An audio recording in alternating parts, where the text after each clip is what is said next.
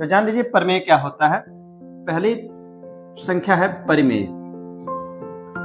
परिमेय संख्या की जो परिभाषा दी जाती है वो कहा जाता है कि ऐसी संख्या जिन्हें हम p बटे q के रूप में लिख सकते हैं और जहां पर q का जो मान होना चाहिए वो शून्य नहीं होना चाहिए, वो परिमेय है। ये तो बात समझ में आ गई कि ये परिभाषा पे हम परिभाषा से अलग चल रहे हैं। कहने का मतलब अगर कोई आपको इस तरह भिन्न के रूप में मिला, इस परिभाषा को भी हटाइए, जो ये परिभाषा दी गई p बटे q, अभी इसकी बात नहीं कर रहे हैं, हम बात कर रहे हैं कोई अगर आपको भिन्न जैसा कुछ दिख गया तो वो परिमेय होगा या भिन्न होगा। क्योंकि हम कक्षा 5वीं तक बच्चे भिन्न के रूप में देखते हैं, जैसे 7वीं से आगे बढ़ते हैं तो परिमेय संख्या मिलने लगती है। तो उनको लगेगा कि जब हम इसको भिन्न के रूप में पढ़ रहे थे तो परिमेय जैसी संख्या भी कुछ ऐसी ही लिखी जाती है, तो क्या जरूरत पड़ गई हमको परिमेय के साथ साथ भिन्न भिन्न को परिमेय बनाने की। दोनों में कुछ तो अंतर होगा, कोई समस्या तो होगी।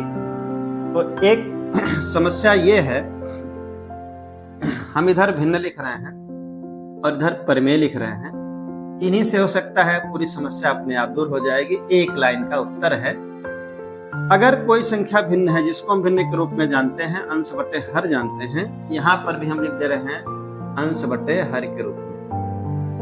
तो भिन्न जो होगा जब भी लिखा जाएगा भिन्न, ये हमेशा प्लस में रहेगा पहली शर्त। और परिमेय संख्या जो होगी वो प्लस में भी हो सकती है, माइनस में हो सकती है। मूल अंतर इतना ही जानिए, जब हम कहें भिन्न और परिमेय में क्या अंतर होता है, आप कोई भी संख्या लिख दीजिए जिसको आप p बटे q लिख सकते हैं, 2 को हम 2 बटे 1 लिख सकते हैं। इसका मतलब जब p बटे q यहाँ पर भी है और p बटे q यहाँ पर भी है, तो इसका मतलब दोनों जगह ये भिन्न है, मतलब ये भिन्न है, यह भी भिन्न है। परिमेय संख्या भिन्न होगी कि भिन्न परिमेय होगी, तो सीधा सा मतलब यह समझ लीजिए कि जब भी हम किसी भिन्न को इस रूप में देखें, उसके आसपास कहीं ऋण चिन्ह ना लगाओ। फिर समझिए हम कह क्या रहे हैं। कोई भी भिन्न जब आपको ऐसा लगे कि वो अंश बटे हर के रूप में लिखा गया है, उसमें अंश और हर मौजूद है, लेकिन उसमें कहीं भी ऋण चिन्ह नहीं दिख रहा है, तो वो भिन्न होगा और वह परिमेय भी होगा। इसका मतलब हम यह कह सकते हैं भिन्न हो सकता है क्या, परिमेय, मतलब भिन्न जो होता है वो परिमेय संख्या होगी।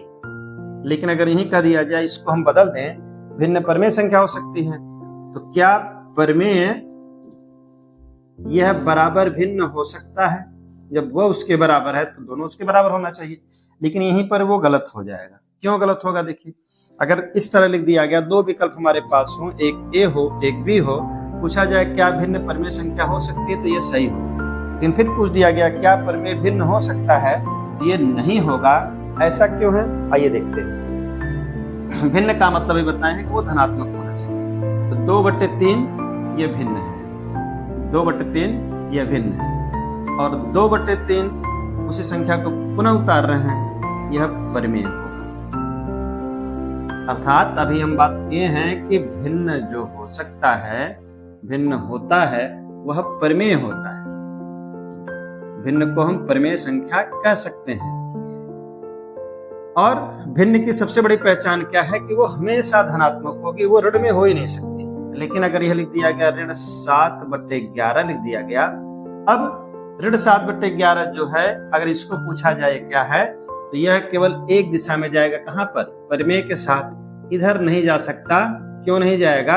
क्योंकि बताए हैं कि भिन्न जो होता है हमेशा प्लस होता है, यह कभी भी ऋण नहीं हो सकता। और लेकिन परिमेय संख्या जो होती है वो क्या हो सकती है? वो ऋण में भी हो सकती है, और ऋण हटा दें तो प्लस में भी हो सकती है। बस इतना ही अंतर जानना है कि परिमेय